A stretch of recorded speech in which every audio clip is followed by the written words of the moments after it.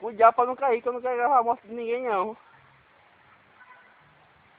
Eita, Deus, você nem assinou o contrato. O termo de responsabilidade. Olha, não tá seguro.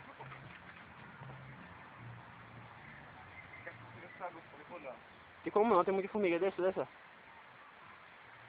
E estão tudo no alta. Esse é o problema desse seco.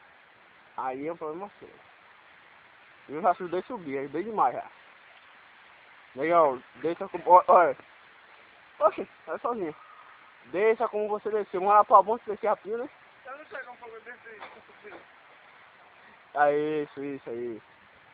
Deixa lá no bucho.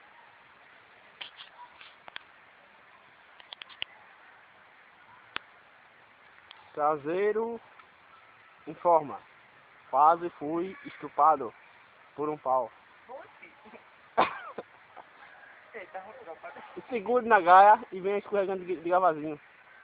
Isso, a formiga. Ai, tá bandendo! Vai!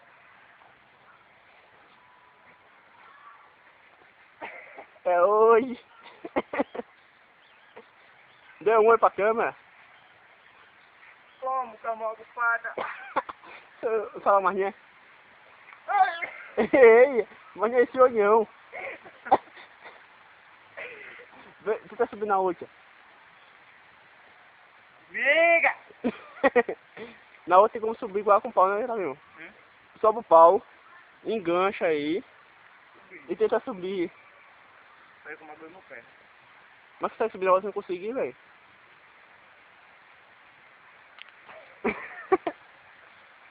Fica estranhão, pô, né? Tem muita coisa de aranha, de lagarta, velho, e costa demais isso aí. Descer. Desça pra baixo. Não, tá assim.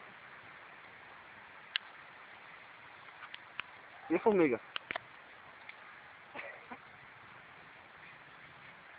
Como é?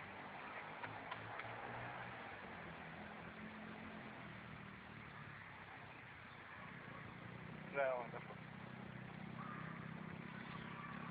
Ai, mas vai de novo. 2 vezes. Falta só uma pra trás esquerda. Ah, pule. É baixo. Deixa eu botar um pau embaixo. Ah, lá deixa eu vou mostrar pra você depois. Ai, pô.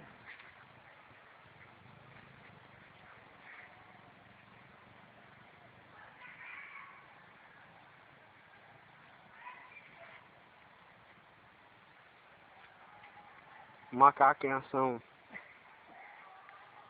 Eita, meu Deus. Dá um pulo pra ir abaixo daí, pule. É fofo embaixo. Ficava na hora olhando aí é baixo. Vai, pula. Ah, vai baixo mesmo. Dá pra quebrar a perna não.